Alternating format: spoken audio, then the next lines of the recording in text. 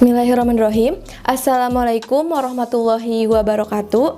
Perkenalkan, nama saya Dania Fitriana dari kelas 6B dengan NPM 0321190075. Tujuan saya membuat video ini untuk memenuhi tugas ujian akhir semester pada mata kuliah Perencanaan Pengajaran Bahasa dan Sastra Indonesia. Di sini saya akan menjelaskan tugas saya, yaitu RPP atau Rencana Pelaksanaan Pembelajaran. Di dalam RPP, yang pertama yaitu ada identitas.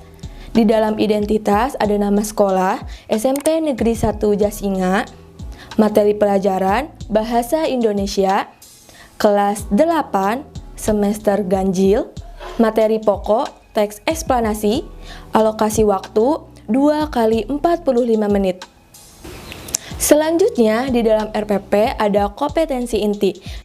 Di dalam kompetensi inti ini ada 4. Yang pertama yaitu KI 1. Di dalam KI 1 ini menghayati dan mengamalkan ajaran agama yang dianutnya. KI 2 menghargai dan menghayati perilaku jujur, disiplin, tanggung jawab, peduli, toleransi, gotong royong, santun, percaya diri dalam berinteraksi secara efektif dengan lingkungan sosial dan alam dalam jangkauan pergaulan dan keberadaannya. Dan selanjutnya yaitu KI 3, memahami pengetahuan faktual, konseptual, dan prosedural. Berdasarkan rasa ingin tahunya tentang ilmu pengetahuan, teknologi, seni, budaya, terkait fenomena dan kejadian tampak mata. Dan yang KI keempat yaitu mencoba, mengolah, dan menyaji dalam ranah konkret atau menggunakan, menggurai, merangkai, memodifikasi, dan membuat. Dan ranah abstrak, menulis, membaca, menghitung, menggambar, dan mengurang sesuai dengan yang dipelajari di sekolah dan sumber lain yang sama dalam sudut pandang atau teori. Selanjutnya, ada kompetensi dasar dan indikator pencapaian kompetensi. Di dalam kompetensi dasar di 3.9, mengidentifikasi informasi dari teks eksplanasi berupa paparan kejadian suatu fenomena alam yang diperdengarkan atau dibaca. Dan IPK-nya ada menjelaskan pengertian teks eksplanasi, mengidentifikasi dan menganalisis ciri-ciri dan struktur teks eksplanasi. Selanjutnya, di dalam kompetensi dasar 4.9 ada meringkas isi teks eksplanasi yang berupa proses terjadinya suatu fenomena dari beragam sumber yang didengar dan dibaca. Dan IPK-nya 4.9 memaknai kata, istilah, dan unsur kebahasaan dalam teks eksplanasi. Yang kedua ada meringkas isi teks eksplanasi, dan yang ketiga menceritakan kembali isi teks menggunakan kata-kata sendiri secara lisan dan tertulis. Selanjutnya ada tujuan pembelajaran. Di dalam tujuan pembelajaran, yang pertama, setelah guru menjelaskan pengertian teks eksplanasi, peserta didik kelas 8B mampu mengerti tentang konsep teks eksplanasi dengan tepat.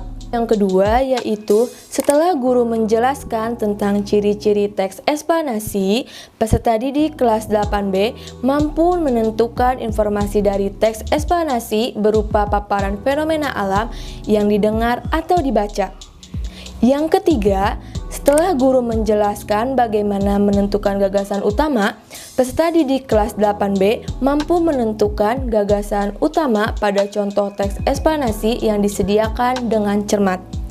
Dan yang keempat, setelah guru menjelaskan tentang bagaimana meringkas teks eksplanasi, peserta didik kelas 8B mampu meringkas isi teks eksplanasi yang berupa proses terjadinya suatu fenomena dari beragam sumber bacaan dengan teliti. Selanjutnya, di dalam RPP ada nilai penguatan pendidikan karakter. Di dalam nilai penguatan pendidikan karakter ada 5. Yang pertama yaitu religius, yang kedua nasionalis, yang ketiga mandiri, yang keempat integritas, dan yang kelima gotong royong.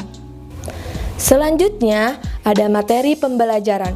Yang pertama ada pengertian teks eksplanasi, yang kedua ciri-ciri teks eksplanasi, dan yang ketiga menentukan gagasan umum teks eksplanasi, Dan yang keempat yaitu ada langkah-langkah meringkas teks eksplanasi. Selanjutnya ada sumber dan bahan.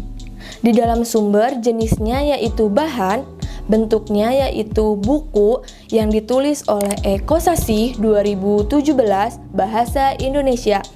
Diterbitkan di Jakarta oleh Kementerian Pendidikan dan Kebudayaan halaman 127 sampai 152. Dan untuk bahannya yaitu teknologi dan bahan. Bentuknya tayangan PPT, cetak LKPD, dan postes. Selanjutnya ada media dan alat. Di dalam media yaitu saya menggunakan visual PPT, PowerPoint yang berjudul teks eksplanasi. Dan yang kedua ada alat. Alat yang digunakan oleh saya yaitu laptop, proyektor, papan tulis, dan spidol. Selanjutnya yaitu ada strategi pendekatan, metode, dan mode pembelajaran. Di dalam strategi ini saya menggunakan inquiry, pendekatannya yaitu scientific, metodenya yaitu ceramah, diskusi, dan tanya jawab. Dan untuk modelnya menggunakan discovery learning. Nah, mengapa saya di sini memilih inquiry? Karena dalam rangkaian kegiatan pembelajarannya menekankan pada proses berpikir secara kritis untuk mencari dan menemukan sendiri jawaban dari suatu masalah yang dipertanyakan. Nah, untuk saintifiknya itu dalam pembelajarannya melibatkan keterampilan proses seperti mengamati, mengklasifikasi, mengukur, meramalkan, menjelaskan, dan menyimpulkan. Dan untuk ceramah di sini karena guru pasti menjelaskan terlebih dahulu, jadi saya menggunakan metode ceramah. Dan untuk diskusi, untuk memecahkan permasalahan, menjawab pertanyaan, dan memahami pengetahuan pada peserta didik. Untuk yang ketiga yaitu ada tanya jawab dalam bentuk pertanyaan ya. Untuk tanya jawab ini baik dari guru ke siswa ataupun siswa kepada guru. Dan selanjutnya, mengapa saya menggunakan discovery learning? Karena mode pembelajaran discovery ini menekankan pada proses pembelajaran pada peserta didik. Selanjutnya yaitu ada kegiatan pembelajaran. Di dalam kegiatan pembelajaran ada kegiatan awal, kegiatan inti, dan kegiatan akhir. Di dalam kegiatan awal, alokasi waktunya yaitu 5 menit. Untuk kegiatan awal, yang pertama, guru memasuki kelas dan mengucapkan salam. Yang kedua, guru mengajak peserta didik untuk berdoa bersama sebelum mengawali kegiatan pembelajaran. Dan yang ketiga, guru menyapa dan menanyakan kabar peserta didik. Yang keempat, guru mengecek kehadiran peserta didik. Yang kelima, guru menanyakan kesiapan belajar. Dan yang keenam, guru meminta peserta didik untuk mengulas materi sebelumnya. Dan yang ketujuh, guru meminta peserta didik untuk membacakan kompetensi dasar dan tujuan pembelajaran. Yang kedelapan, guru melakukan protes untuk mengukur pembelajaran awal pada peserta didik. Selanjutnya yaitu di dalam kegiatan inti ada mengamati. Di dalam mengamati, yang pertama yaitu guru menjelaskan pengertian teks eksplanasi. Yang kedua, guru menjelaskan ciri-ciri teks eksplanasi. Yang ketiga, guru menjelaskan gagasan utama. Dan yang ketiga, guru menjelaskan langkah-langkah pada menulis teks eksplanasi. Selanjutnya yaitu ada menanya. Di dalam menanya yang pertama yaitu guru memberikan kesempatan kepada peserta didik untuk bertanya. Yang kedua, peserta didik mengajukan pertanyaan mengenai teks eksplanasi yang belum dipahami. Yang ketiga yaitu guru memberikan penjelasan kembali atau menjawab pertanyaan dari peserta didik. Selanjutnya yaitu ada menalar. Yang pertama yaitu guru membentuk sebuah kelompok untuk berdiskusi. Yang kedua, peserta didik duduk secara berkelompok. Dan yang ketiga, guru memberikan lembar kerja kepada peserta didik. Yang keempat yaitu guru menjelaskan hal-hal apa saja yang akan dijelaskan dalam kelompok masing-masing. Dan yang kelima, peserta didik menyimak dari penjelasan guru. Selanjutnya yaitu ada mencoba. Di dalam mencoba yang pertama yaitu guru mengarahkan dan membimbing. peserta didik mengenai lembar kerja yang akan dikerjakan bersama kelompok. Yang kedua, peserta didik berdiskusi bersama kelompok. Yang ketiga, setiap masing-masing kelompok saling bertukar pikiran. Selanjutnya yaitu mengkomunikasikan. Yang pertama yaitu guru meminta perwakilan setiap kelompok untuk mempresentasikan hasil kerjanya. Dan yang kedua, peserta didik bergantian mempresentasikan hasil kerja kelompoknya dalam diskusi kelas. Yang ketiga yaitu setiap kelompok menjelaskan mengenai hasil diskusi di depan kelas. Dan yang keempat, peserta didik kelompok lain memberikan komentar dan masukan atas penampilan temannya. Yang kelima yaitu peserta didik kembali ke tempat duduk masing-masing seperti semula.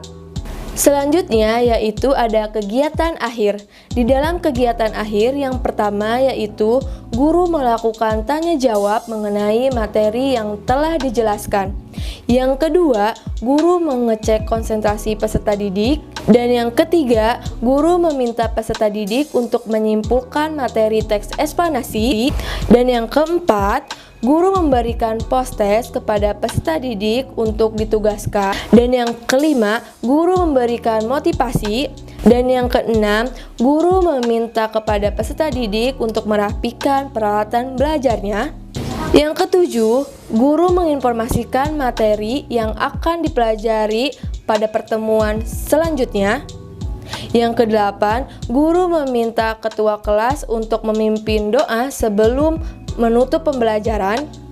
Yang kesembilan, guru mengucapkan salam dan meninggalkan kelas. Alokasi waktunya yaitu 15 menit. Selanjutnya, di dalam RPP ini ada penilaian. Di dalam penilaian yaitu ada 3. Yang pertama yaitu penilaian sikap. Yang kedua yaitu penilaian pengetahuan.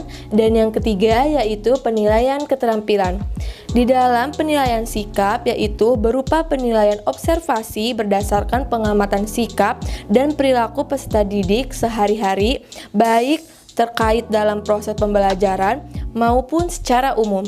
Dan yang kedua, penilaian pengetahuan untuk tekniknya yaitu ujian tulis.